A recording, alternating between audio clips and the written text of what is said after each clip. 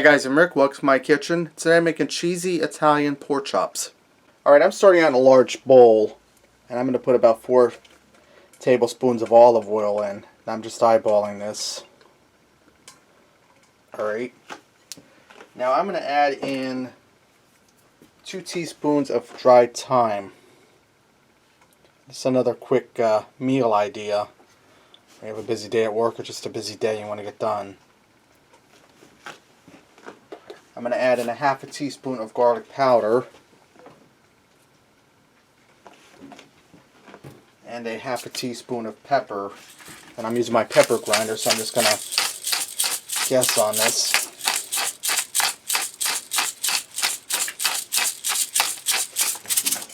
Let me get something to mix that up with.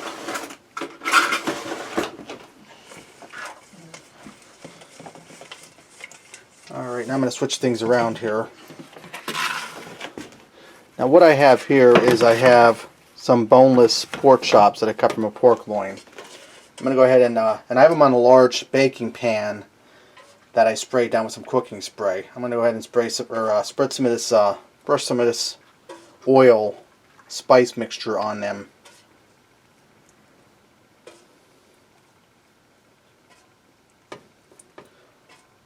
Okay.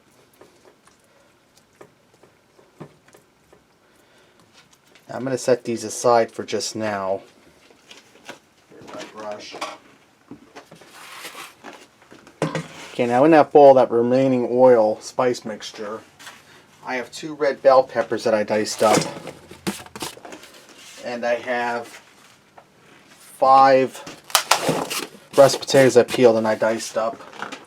And this is for me and the wife and the 3 kids. You don't have to go so large on yours, you can downsize it. And I'm going to go ahead and get in there and blend these potatoes and peppers up in that remaining oil, get them good and coated. Because we're going to put this in the oven, and this will help make those potatoes and peppers get golden brown in there, or fry a little better.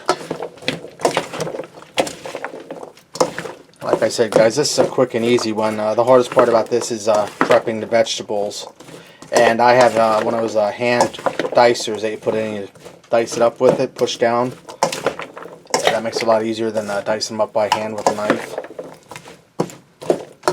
Okay, now I'm going to bring my pork chop pan back over here.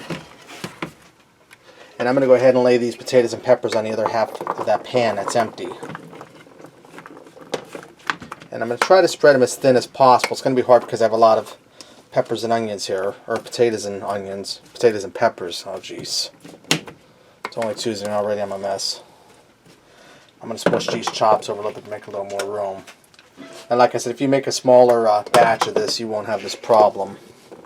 It's just for 3 teenage boys, they love potatoes. Okay, now what I'm going to do is I'm going to put this in a 425-degree oven for about a half hour. And about 15 minutes into it, I'm going to go in there and I'm going to stir these potatoes around so they get evenly baked. If you make a smaller batch, you really wouldn't have to go in and stir the potatoes after 15 minutes, but I'm going to do that to make sure that they get evenly baked. Okay, it's been a half hour. 15 minutes into it, I took it out and stirred them potatoes and peppers around to make sure they would cook evenly. I'm going to hit them with a little bit of salt because I think they need a little something extra. And if you're on a low salt diet or you're just not into a lot of salt, you don't have to put that on, it's optional. Now I have some Italian blend cheese here. I'm going to spread that over top of these pork chops. I just want to put a nice amount on each one.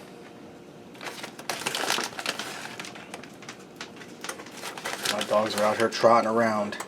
They smell these pork chops. Alright, and I'm going to finish these up by putting a little bit of Italian seasoning on the pork chops.